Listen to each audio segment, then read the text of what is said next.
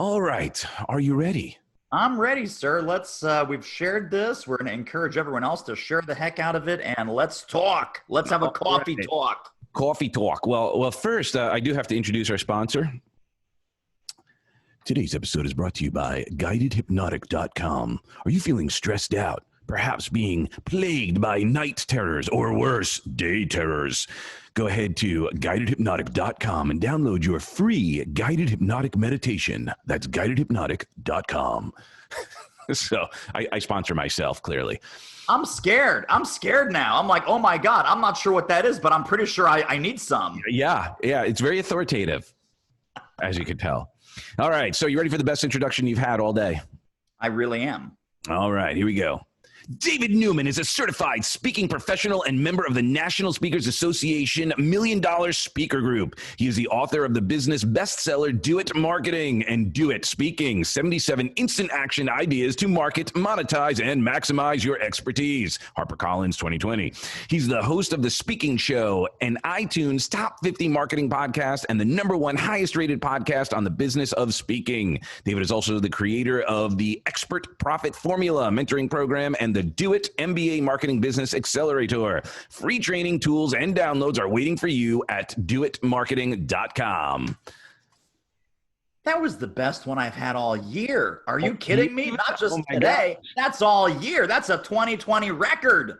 I am wow, and you only have a few months left, so I'm blessed. You are. So, #1 spot, buddy. amen. So thank you so much for sharing your most valuable asset, your time and your wisdom. And I just want to pre-frame and say, when we met a few years ago, we hit it off. You are brilliant. You are a fantastic speaker. You give your wisdom, your expertise, and I know you've had a huge impact in the speaker community. So let's dig in a little bit and share, how'd you even get into it? Did you wake up one day, like when you growing up, where you're like, I think I'm going to be a speaker? That seems like a good thing. Well, so the story is that I had a 10-year corporate career doing internal consulting and training for HR management consulting, tech consulting type companies. January 1st, 2002, went out on my own, thinking, like many entrepreneurs and many folks watching and listening, well, how hard can it be? I know how to train. I know how to coach. And, you're in real estate. I know how to do real estate. You're running some kind of business. I know how to run this business. I don't need this big company with this logo on my business card. I'm going to go out and do this on my own. Why should I be generating hundreds of thousands of dollars for the man when I can be generating hundreds and thousands of dollars for myself?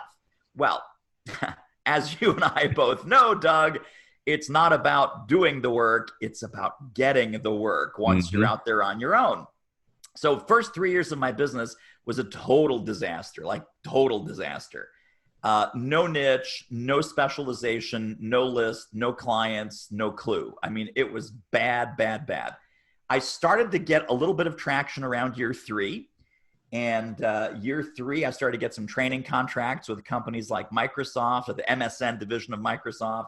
A couple of big banks, a couple of big insurance companies, did some work for IBM, did some work for QVC here in suburban Philadelphia, about 20 miles from where I'm sitting, the big home shopping network.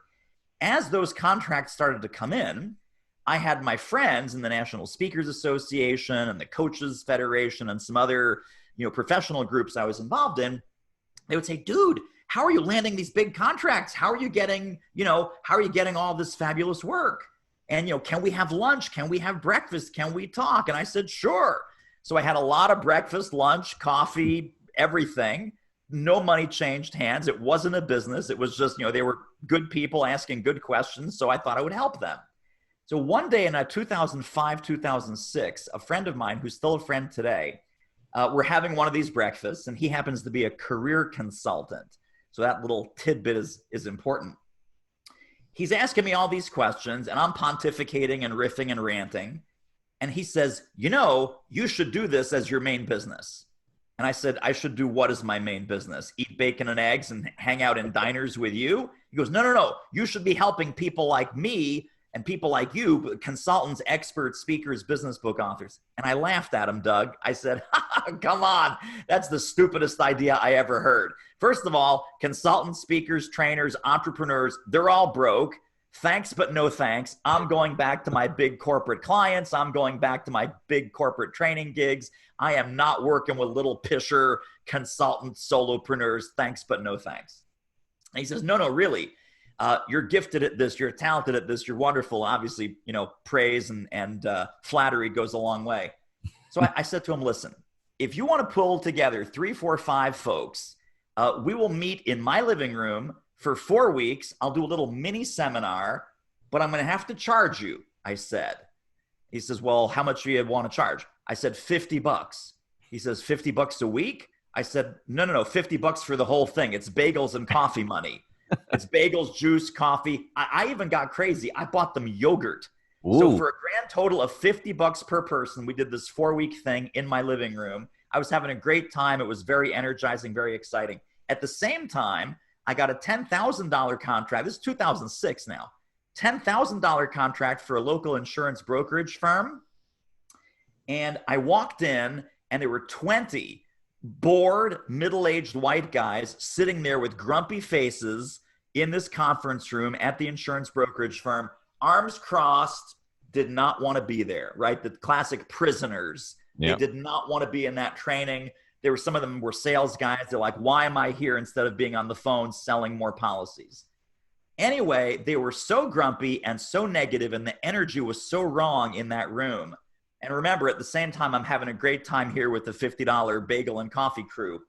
When I walked into that training room, I was struck with a blinding flash of the obvious, that I was in the wrong room with the wrong people doing the wrong thing for the wrong reason. And Doug, that day in 2006 is when I started to pivot and change my business to not work with the corporate folks and the big company prisoners, and to dial that back and to dial up and to increase the work that I was doing with solopreneurs and independent coaches and consultants and so on and so forth. I had completely made that transition by around 2008. And then 2008, 2009, I started doing group coaching programs instead of one-on-one. Then I went into online courses. So 2012, 2013, had some online courses. You and I met in 2014 when we were both in a program around doing sort of, mentoring programs and putting some real coaching and accountability and mentorship around our intellectual property. And then I just kind of ran that path. And then we have a beginning program called the Expert Profit Formula. You were kind enough to mention in the intro. We have sort of a mid-level program called High Fee Mastery. We have a big program called this Do It MBA, the Marketing Business Accelerator program. It's a year-long program. But everything came out of, you got to walk before you run, before you fly. And I was on a totally different path 15 years ago, and so thank God that my career consultant friend knocked on my forehead and said, dude, you're in the wrong business, doing the wrong thing for the wrong people.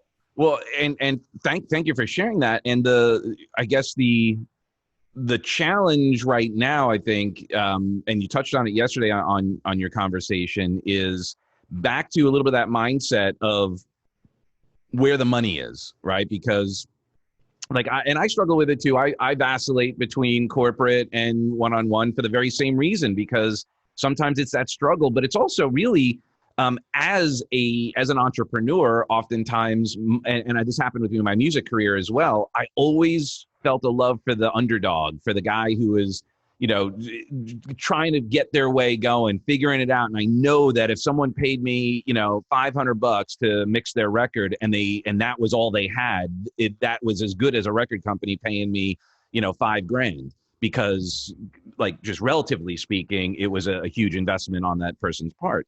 But how did you made that transition in that mindset where you originally said consultants and speakers, authors, that they are broke and they don't have a lot of money, which, a lot of people still may feel that way.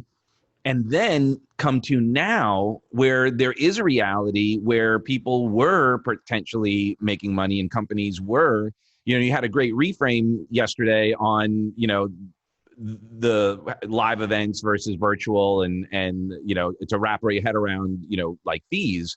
But how do you maintain that mindset and get even to that place to appreciate that there are individuals who are willing to invest?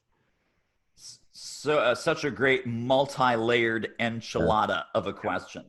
So I think the big lesson for me is that the business that you think you're in is really not the business that you're in. And if you look at it from a 30,000 foot level, and what are the skills and talents and capabilities and expertise and experience that you bring to the world, how can that be reframed or pivoted, maybe even just 5, 10, 15% to serve new markets, to solve new problems, to get in front of new audiences, and to reframe or I hate this term, but recontextualize. Put your content, I got a better way to say this, put your content in a more valuable context, right? So you're still you, I'm still me. And we're great at what we're great at, and we love doing what we love doing, and that doesn't need to change. But looking at it from a who else needs this? Where else in the world is this needed? How else in the world can this be distributed, right? So if we're stand-up keynote speakers like you and me, and we're used to talking to audiences of a few hundred or a few thousand people every now and again, is that content, if there's no more face-to-face, if there's no more live speaking, live conferences, live events, or meetings of any kind for the foreseeable future, does that mean that our marketplace value goes from a couple $100,000 down to zero? It does not. That distribution method for your expertise, that profit center might go to zero.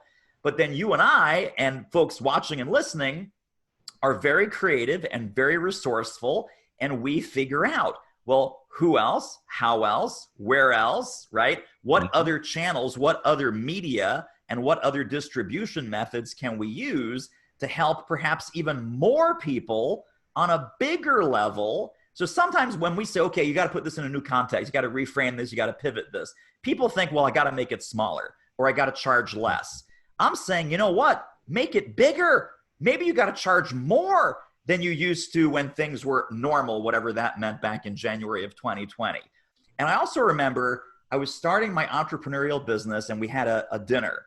And this dinner had a couple of my college friends and a couple of my wife's college friends. And these were all corporate types, going back to your, hey, our entrepreneurs all broke, and how do you get that out of your head, and how do you make that context shift? So I'm sharing with this group of college friends what I'm planning to do and who I'm planning to work with. And everyone's naysaying the heck out of this thing. Like, oh, that's not going to work. Remember, this was 2006, 7, 8, leading into the big last economic meltdown that we had. Oh, it's a terrible time to start that kind of business. No, all those people are, no one has any money. How in the world are you going to build this? How in the world are you going to get clients? And one of our college friends was a very, very successful chiropractor. She had a multi-million-dollar private, what's it called? It's like when you don't take insurance. Private pay. It's a private, right? Private pay, right? Or just you don't take insurance. It's a cash, right? Cash business. Anyway, big office on Central Park South in Manhattan. Very, very successful. She whispers, everyone's like naysaying, it's not going to work. You can't possibly, blah, blah, blah, blah, blah. How in the world are you going to build this business? And she whispers something almost like in a stage whisper. And the rest of the people suddenly like stop talking, and they turn to her and they say, Lisa, what did you just say? She says, I said he's going to build it one client at a time. It's like, how's that going to work? How are you going to build it? How are you going to make money? How is it possible? You're crazy. You're wrong. They're all broke. They're not going to work. How are you going to build it? One client at a time. And then she said, I didn't start out with big, beautiful offices on Central Park South, on 57th Street in Manhattan with a private pay practice and, cash business and blah, blah, blah, blah, blah. I built my practice one patient at a time. And then 1 led to 2, and then 2 led to 4, and then 4 led to 7, and 7 led to 12, and up from there. So, but they were saying, oh, well, you're going to have just this business like that. None of us have a business like that. None of us have success like that. I wish, between you, me, and Tony Robbins, I wish the three of us could put our heads together and go, what's this? What's this formula that we can just go like, boom, instant success? Everyone builds it one client at a time, one patient at a time, one project at a time, one real estate deal at a time. Yep. No one's like, oh, I've got the multi-million-dollar real estate business suddenly. Well, you don't. I've got a multi-million-dollar music career suddenly. No, not suddenly, but one song at a time, right? One studio at a time, one concert at a time, one fundraiser at a time. Sell t-shirts, sell swag, do whatever the hell you have to do, but keep that context conversation in mind. There are musicians now. I know that you're also very involved in the music business. There are musicians now. Think back to when we first had Napster, we first had LimeWire. This is way before iTunes, right? All the pirate music stuff that was going on. Everyone's like, oh, it's the end of record labels. And then iTunes came out. Oh, it's the end of the music business. It's the end of big corporate. Great. That's awesome. There's so many more musicians now have opportunities to write their own ticket, generate their own fan base, go direct to the public, right? Sell the merch, sell the concert tickets, sell the online music, sell the exclusive inside track kind of stuff. And it's been hugely liberating. Yes, of course, it's destruction, but it's creative destruction. And it's, as the old structures start to crumble and fall, there's two kinds of people. First kind of person just, oh my gosh, the sky is falling. Doug, this is terrible. It's the worst time in my business. I can't possibly imagine. It's the end of the world. I'm going to put on the green apron and go work at Starbucks. The other half is like, wow, this is such an amazing opportunity. This is like the Wild West. This is like when the internet was new. Remember back when there was only 300,000 websites? Now there's like 3 billion websites. But remember back when there was only 300,000 websites? Then there was 1 million websites. Then there was a couple million websites. This was like total land grab. You could do whatever you wanted. It was crazy. Same thing with blogs. Remember when there was only a couple 100,000 blogs? Same thing with podcasts. Remember when there was like 10,000, 20,000 podcasts and that was it? Everybody got one. Got in early, right? Go ahead. Yeah, no, so everybody's got a podcast or a website or, so it's become the norm. Now we're recontextualizing what does an online business look like, or what does a hybrid online, offline business look like, where we go online when we want to and when we have to, and then we're offline when that becomes possible again. But it's not an either or, it's a yes and. And I think for most businesses, whether you're in real estate or music or healthcare or anything, you're in the food business, you're in the service business, it is a yes and opportunity where all these industries are being kicked back to the Wild West of invention and reinvention. Yeah, 100%. And what's so crazy is you'd think that by now, with all of the biographies, all of the understanding that an overnight success didn't happen overnight. It happened after, years usually of hard work, smart work, investigating, modeling, finding the successful people and going, how did you do that? And start doing what they're doing and not being heard, not being seen for, potentially for years. I mean, Gary Vee talks about how long it took him to get his YouTube channel up, and it was on Wine, right? And it's so interesting how the blessing and curse of access to information are then our own confirmation bias starts setting in. And then depending on what your mindset is going in, we may look for reasons and justifications to either go for it or not go for it. I remember when my shift, the peak of my career is when Napster came out. So I had to reinvent. I was like, oh, what am I going to do? And I went through the whole process of why do I do music and all of this, and personal development was a big part of it. I was speaking at conferences on how to monetize your band, because I was working with bands that made more money on their own than when they got signed. They would make $500,000 on their own and then get signed and be like, we got to get jobs. We're not making any money. So then when I went on the road with Tony, it was that same thing of okay, I've got to figure out a new way to do what I do.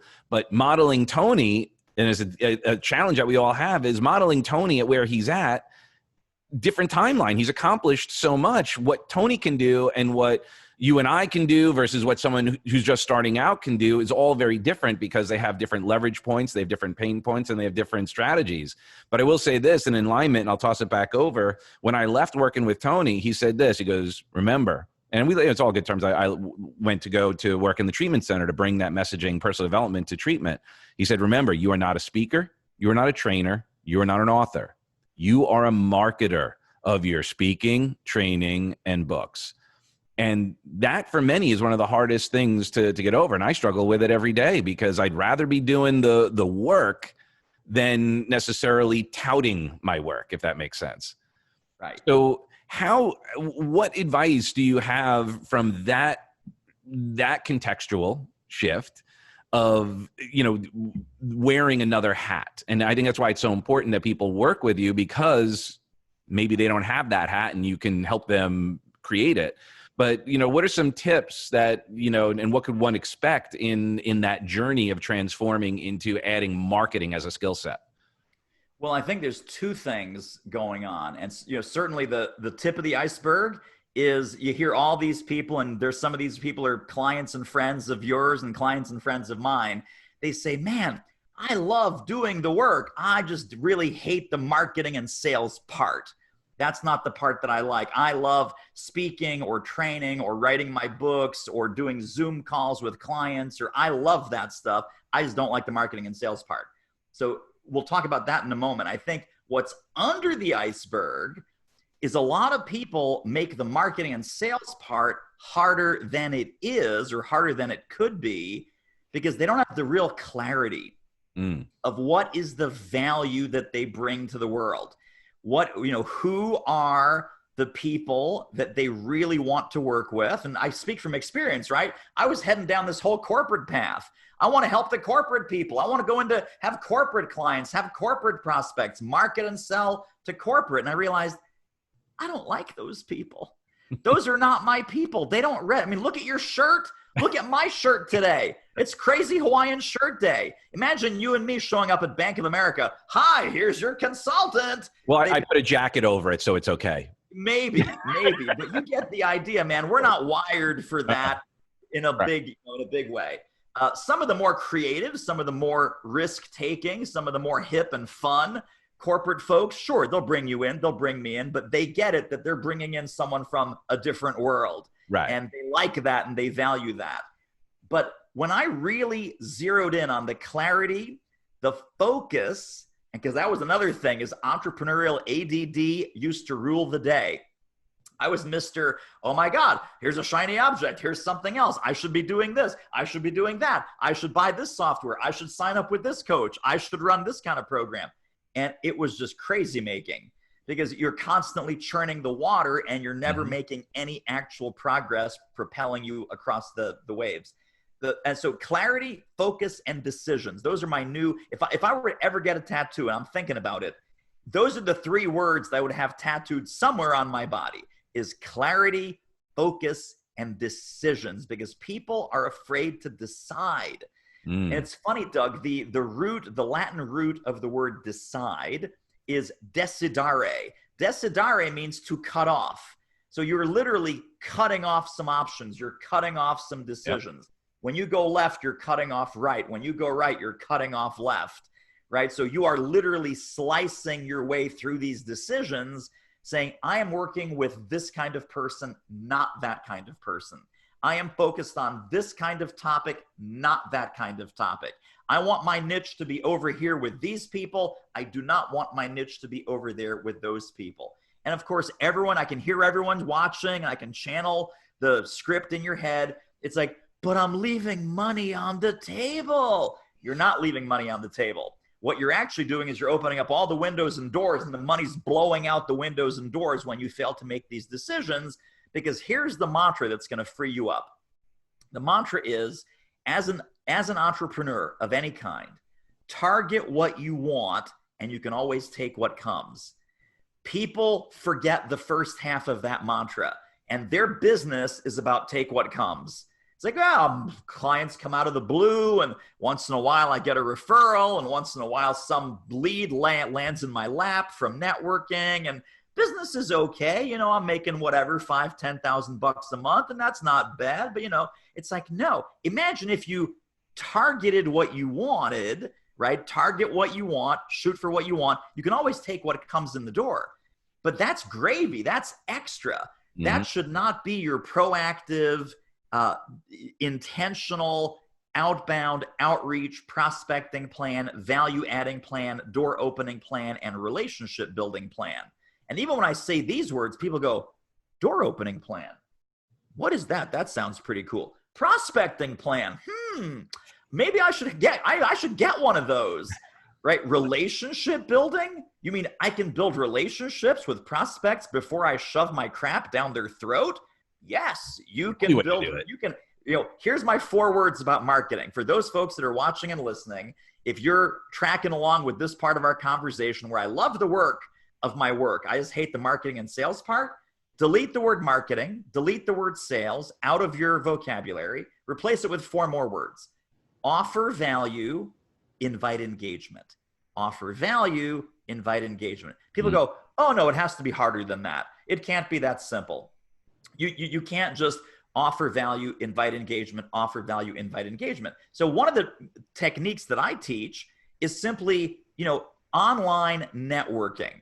So you're on LinkedIn, you're on Facebook, you're in some blog portal community where your target market is talking about the issues that you solve. And you know, you go to the threads that are hot. You go to the ones that have a lot of likes and shares and comments, and you see all the folks, oh my God, me too. We have that at our company. We have that problem. We have that situation. We have that, you know, going on. So here's the reach out. I'm going to give everyone the script right now. Here's the reach out. Dear Bob, right? So you can message them on the platform. You find this on Facebook. You do it on Facebook. You find them on LinkedIn. You do this on LinkedIn. Dear Bob, I saw your comment in that XYZ thread about leadership, about whatever your topic is. This happens to be an area of my expertise. What's your best email address? I'm happy to send you some resources that might be helpful.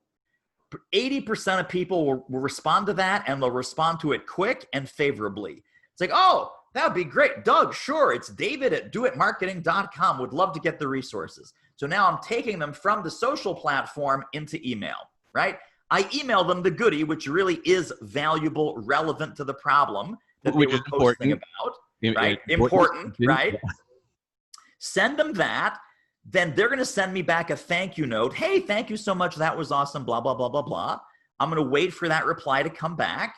I'm then going to say, by the way, after you've read it, if you'd like to hop on a quick call and just chat about some strategies for your exact situation, right? That language is important. Chat about some strategies that would help your exact situation. I'd be happy to hop on a call. Here's my calendar link. And you send them your Calendly or Schedule Once or whatever you're using. 80% of people at that level will say, oh my gosh, thank you so much. I'd love to talk to you. And this is not a sales call. This is where I have to calm my people down. This is not a sales call. This is a helping call. This is a relationship building call. This is a value call. At the end of that call, right? So now you've seen a comment where they've exposed to you, they have a problem or an issue or a challenge. You say, hey, Bob, I saw your comment. What's the best email address? I'd like to send you some resources. Oh, Doug, that would be great. Send the resources. Then we follow up with an email once they say, thank you for the resources. Would be happy to jump on a call to explore your exact situation and give you some ideas that might be helpful right now. Wonderful. 80% of those people will get on that helpful call. At the end of the helpful call, here's what you say. You say, Doug, you know, it's been really fantastic chatting with you. I hope this was helpful. You know, typically 2 kinds of folks jump on the opportunity to have this kind of chat. The first kind of person just wants the free advice, insights, recommendations, and that's truly all they want. The second kind of person, of course, they want the answers, they want the help, but they're also test driving what a consulting or coaching relationship with me might feel like. Or if you don't do consulting, you don't do coaching, they're test driving what a working relationship with me might feel like. I got to ask you, which camp do you find yourself in? Now, when you do this, here's the math that you're going to find. And I was surprised and amazed when I started using this strategy. And this was amazing to me that this is how the stats typically fall out. 50% of people say, oh, I'm in camp one. I just didn't want to buy anything, was not test driving. You're a great guy. You're a sweetheart. Really appreciate this 20 minutes. Super helpful. I'm out. And that's fine. But that's only half. 30%, because people don't book these calls because they're bored. They don't book these calls because there's nothing good on Netflix. They book this call because they need help or they want someone to talk to about this. 30% will say, yeah, you know, Doug, I went to your website. I kind of checked you out on LinkedIn and I knew that you kind of did something in this area. And, you know, we are looking for help. So I'm actually, I'll be honest, I'm totally test driving what a working relationship with you might feel like. And I'm going to get back to these people in a second. So sit on that for a moment. 20%, if you do this call as a genuine trusted advisor, if you're genuinely helpful, genuinely relevant, genuinely generous with these people, the remaining 20% will say this. They say, you know, Doug, I booked this call and I know that you do some of this coaching and consulting and speaking, and I went to your website. I saw this on LinkedIn. I really had no intention of hiring you or talking about your services, but this 20 minutes has been so valuable, and you have really turned on so many light bulbs in my head right now about ways we can solve this problem. I think we do need to talk about bringing you in. I think we do need to kind of revisit how we're doing this and possibly with your help. So 50% will say thanks, no thanks. 30% right out of the gate will be like, yeah, I'm in test drive mode. We should talk some more. And 20% you will convert because of the power and the gravity of that very helpful, very insightful call. I call this act as if you're hired before you're hired, right? Pretend that that first helpful call is your first paid call. Once you're on the case, once you've been hired, once you've been brought in. Now, here's what you do at the end of that helpful call. You say, well, Doug, you know, the last thing I would ever do is bait and switch. This is not a sales call. This is not about me selling you anything or you buying anything. Let's look at our calendars. I'd be happy to have a chat about some ways we can work together, but that was not this call.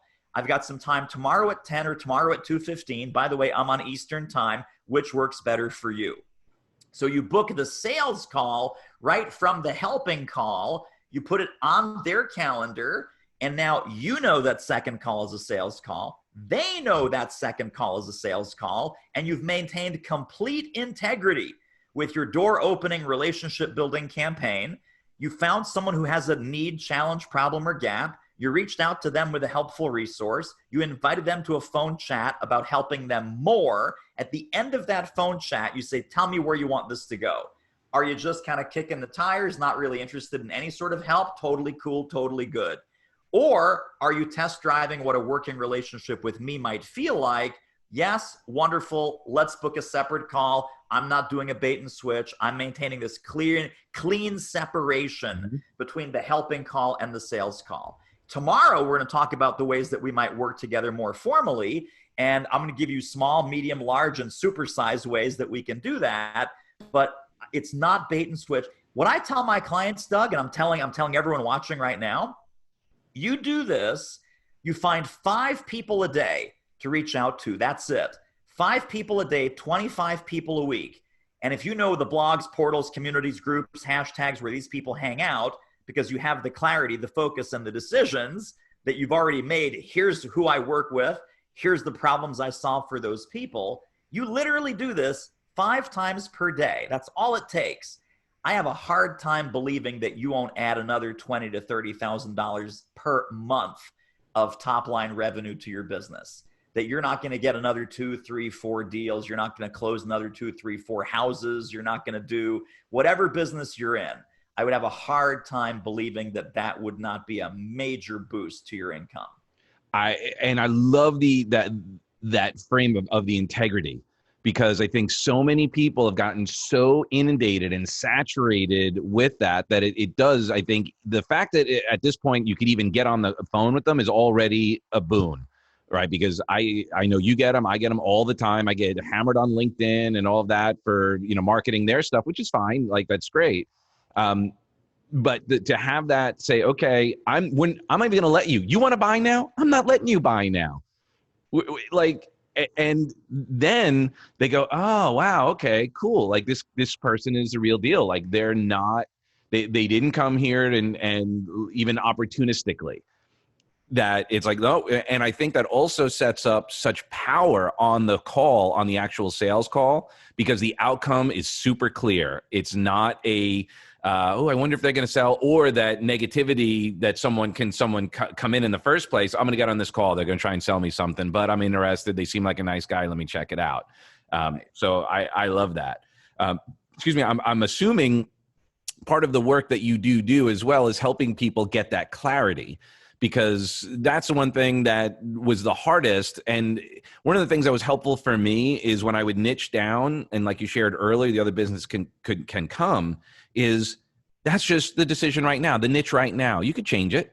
So if you start getting some traction or not, or whatever your measurements are, you can change it. And it's the challenge, I think, with personal development people, especially, the work that I do, is that literally it does work. Almost everything that we do works for everybody.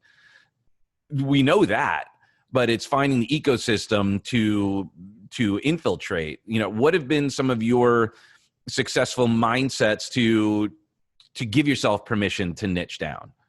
Such a great question, and such an important point, because, let's say that you're doing leadership. Well, everyone needs to be a better leader. Or you're doing communication skills. Everyone needs to be a better communicator. Or you're doing, heart-centered marketing. Well, everyone needs to do heart-centered marketing. Okay, fine.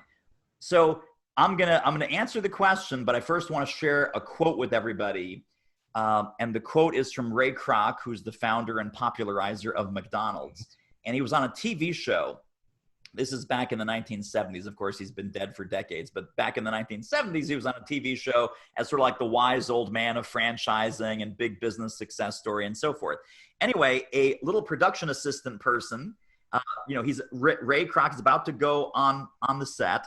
Little production assistant grabs him. He's got 30 seconds before he has to walk on. He says, "Mr. Kroc, I know we only have 30 seconds. What's the one piece of business advice that you could give me that would last the rest of my life?" I thought it was a great question, by the way. Yeah. What's the one piece of business advice that you could give me that would last the rest of my life? And Ray Kroc, as he's about to go on to this talk show, he looks at the kid and he says, "Well, if I were to boil down the real source of my success, I would say that it's nobody ever walked into one of my restaurants who wasn't already hungry." And that was it.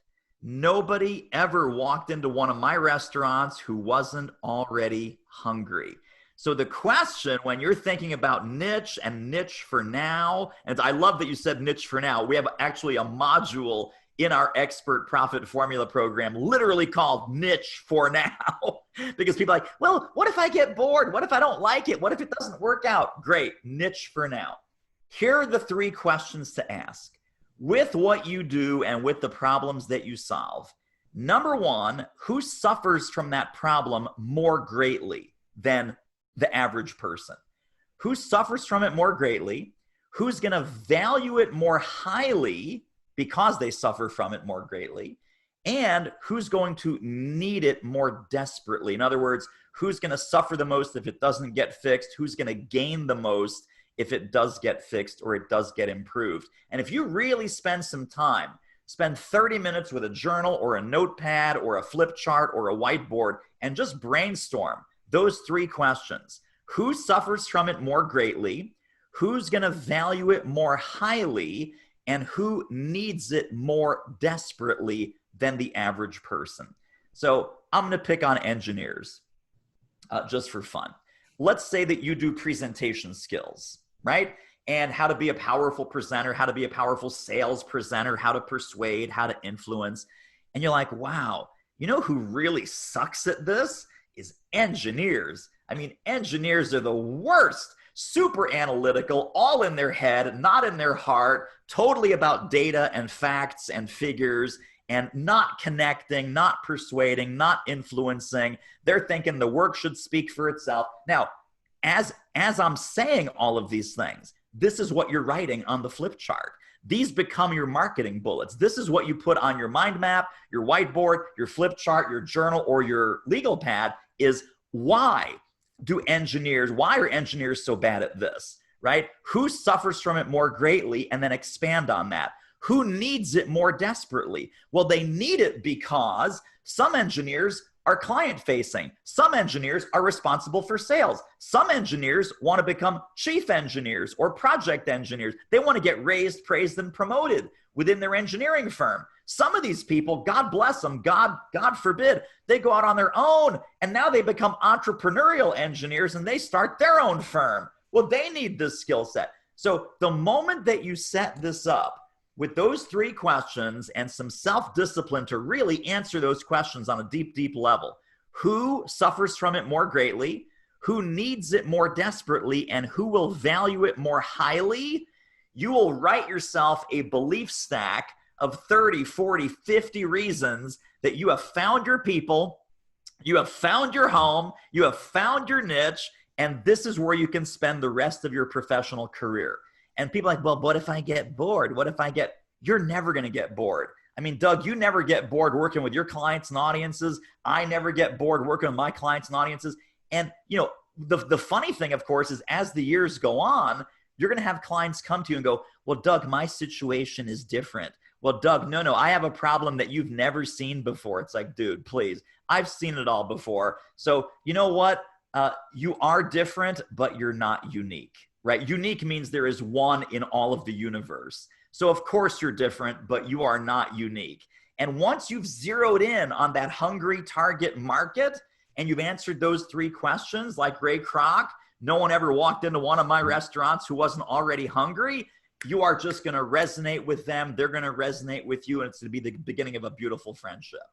I couldn't agree more. A good friend of mine, Roberto Monaco. Do you know Roberto? I don't. Okay. Not yet. Yeah, I'll introduce you. Roberto Monaco is he was the lead trainer with Tony Robbins for us like on the road. He was the guy ultimately, like, he taught me so much. But when he left, he started a company called Influenceology, but it's speaking for Kairos. So he's an amazing speaker, trainer, all of that. And him and his partner, Jeff Parrow, started this business only teaching chiropractors how to speak and build their business through speaking. And I asked them, I remember I was hanging out, I was like, well, why, you could teach anybody speaking, like what you guys do is amazing. And like, yeah, but we're just there's such a big market right there. We could focus on that. But guess what? We already own speaking for, and then a list of all these other niches that they could then start moving into. But they're so, like you shared, they're loving it. They're so busy in the chiropractic world. They do have other opportunities, but they made that their main focus and they're loving life. And that's the biggest challenge, I believe, that people like us who are givers, who want to help people, who want to make a difference, will help anybody. Because that's just who we are. And then we're afraid that if we niche down, then we won't be able to help other people. When the truth is, those other people will find us anyway. Amen. Absolutely right. On another level, speaking, it's almost like a relationship, like nice guy syndrome. When you do that process, and this is something that I, have struggled with in the past as well, is I get on the phone, I start liking the people. I feel like we're buddies, we're friends. I can't charge you. How did you ever have that challenge? Do any of your students ever have that challenge of then turning it into a, when you build that rapport, you build that relationship, and now you're like, I like you, I want to help you out? Well, I like a lot of people and I charge a lot of people. So to me, but this is such a great point. Jeffrey Gitomer, who's a very successful sales speaker, sales author, sales mentor. 20 years ago, I read his first book, which is called The Sales Bible. And I've seen him speak multiple times and so forth. One of the key phrases that stuck with me for life, and he's had a lot of good ones, but this one stuck with me for life. He says, you don't need more prospects. You need more friends. That's it. You don't need more prospects. You need more friends. What does that mean? That first you make a friend. Then that friend becomes a prospect and becomes a paying client. So he's looking at it the other way. Where that's not a challenge, that's not an obstacle, that's how it's supposed to work. That we intentionally befriend our future clients, they become clients. And I've had this go both ways very, very successfully. I've had clients become friends where after the financial relationship is over, we hang out, we go to each other's houses, we're friends, like in real life friends. And then similarly, I've had real life friends who, over time, they're like, maybe it's not this offer, maybe it's not this program, but some third thing will come along and they're like, I have to jump into this program. And I would even tell some of them, don't tell them. I would even tell some of them, no, listen, I'll let you in for free. Just come in. Don't worry about it. They say, David, I can't do it for free because I will not implement. I will not take it. If I don't have skin in the game with you, I know you're awesome. I know you're amazing, but I need this to work. So in order for this to work for me, I have to pay you. Is that okay? I'm like, yeah, that's okay. Sure. Okay. Not going to argue. So literally, but I've also, without having this self-aware discussion, in the past, I have let folks in at no charge, and they don't show up. They don't do the work. They're, it's kind of like, not that familiarity breeds contempt, but free breeds contempt. When you don't pay attention. When you don't pay attention, you don't implement. When you don't implement, you don't get results. So I could give away all my stuff for free, and it would immediately drop by 85% in effectiveness. The fact that you and I charge for what we do is part of why it works. Oh, 100%. And I'm sure a lot of the stuff that you've already shared, which have been amazing bits of wisdom and actionable nuggets, there's no charge right now. And that people may get the exact same information if they paid you, but they'd apply it because there was the payment. Right. I remember a couple of times with Tony Robbins, his guests sit up front, and he'll have people sit in those seats because he doesn't want empty seats. But when the person comes in, the crew member has to get up and walk away, and the new person comes in, and Tony has called them out in front of 10,000 people, basically saying, I gave you this for free and you're late. You're showing up at 11 a.m. You're showing up. There's people in the back who they spent their last dime to get here, and they're here every morning, all that. He's like, do not disrespect them again. Get here on time or don't come back. Because same thing, because it's free, people are like, I'll just show up. I'll just whatever. And then even companies that, pay for their teams to go there, if they pay, their teams are the ones who are showing up late because they didn't pay for it themselves. They're hanging out at the pool. They're not getting the opportunity. And I would tell people all the time, business owners, look, if you want to pay, you want to make it easy for them, reimburse them after the event and test them. Make sure that they went. Make sure that there's some application. Give them some incentives, some KPIs that say, oh, you applied what you learned. Now I'll reimburse you. Because, that is a great idea, by the way. Very, very smart. Yeah. So, I don't know if you've ever had, organizations that send people to you and they want to do that. You might want to, have that. And that's the integrity conversation. Look, I want you to get the most out of it. I want a raving fan, and I want you preaching, the success of this. And if your teams are not putting 100% in, they're not going to get 100% results, and I'm going to look bad. Right. Exactly. So how have you were already doing digital anyway. So that's you already had an online presence and all of that. So your transition to this was this new way of this hybrid way.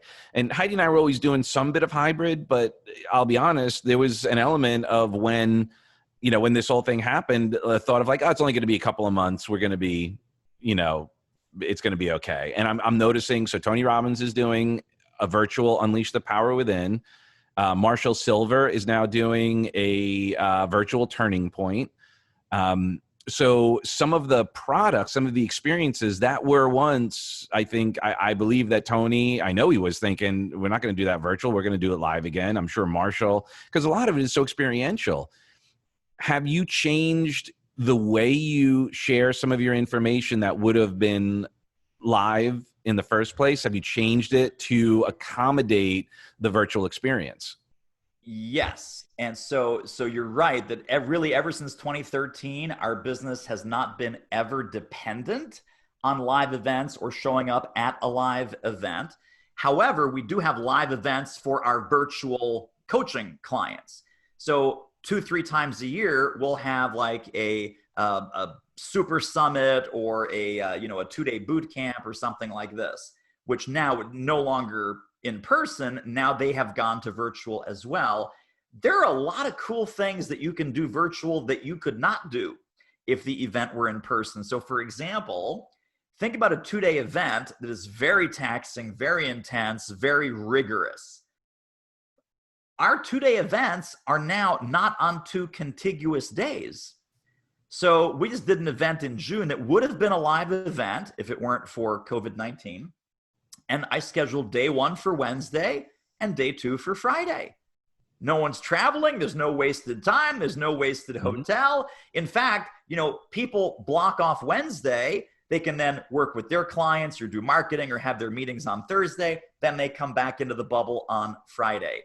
So even things like that are so simple. It's like, well, why do we have these very concentrated days right next to each other where people's brains get fried? Give them a day off in between.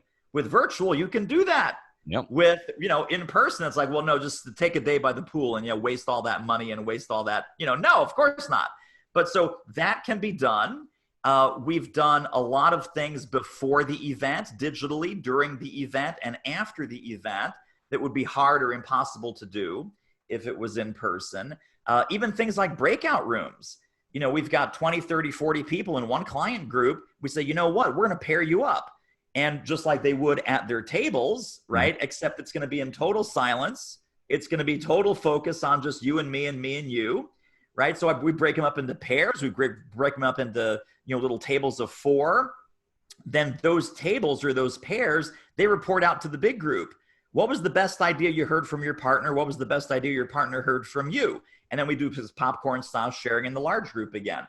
Now, again, you can do that in the big ballroom, but it's noisy, it's weird. You don't really, like all of a sudden, it's just you and me like this. It's like, wow, did you hear what Doug just said? I love that soundbite about this. The way I'm going to apply it is X, Y, and Z. You ask me questions, you kind of draw me out, then we flip. I ask you questions, I ask you. With Zoom, you just broadcast to all the rooms. Okay, team, time to switch partners.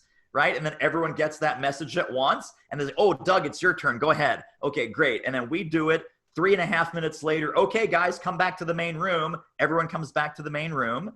And, try and do that with as you've done, try and do that with 300 people. It's not easy, right? But with Zoom, it's like, boom, the breakout rooms are closed. Everyone's back in the main room. Okay, who wants to go first with sharing the best idea you got from your partner? Boom, boom, boom, boom, boom. So lots of cool things you can do: interaction, experiential activities, personal networking, see, the thing with a live event, it's very easy to go from stage to audience. What is much more challenging and sometimes doesn't even go off depending on the skill of the facilitator is how well are you connecting them with each other for some peer sharing, some peer masterminding, some networking that hopefully might even last, long into the future. In a digital format, between the breakout rooms, these experiential activities, the Zoom chat, the private chat, all of these things become possible.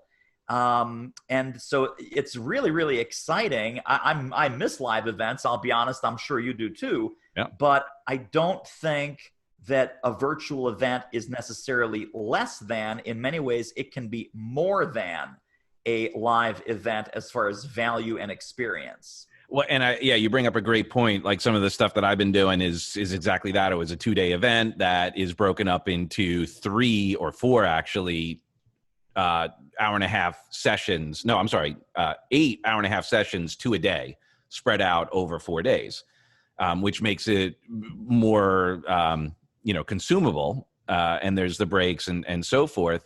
It'll be interesting to see what the guys like Tony and those guys do it. I think they're still trying to do it. For the way it looked at the moment, like they're going to try and do three days the way they did it, in the past, like doing it all at one, long shot. So I don't know how that's going to work. Have you added any trainings because of these new experiences? I have not. And I have an awkward request because we have our garage door guy here. Yep. Okay. So is it okay if I come back in a couple of moments, or do you want to wrap it up? No, it's up to you. If you got more to share, we got the time. We can edit this later. Why don't we wrap it up for now? Okay. wrap it up for now. I so much appreciate you. This was awesome. And we can certainly do this again. And I'd love to have you on my show as well. Absolutely. Let's do it. Doitmarketing.com is where to get in touch with you. I love you for who you are and who you aren't. Thank you so much, brother. And let's schedule another call and see if we could dig even deeper and spread the love even more. Awesome. All right, Doug, I appreciate you, buddy. Thank you. Thank you. All right. Bye.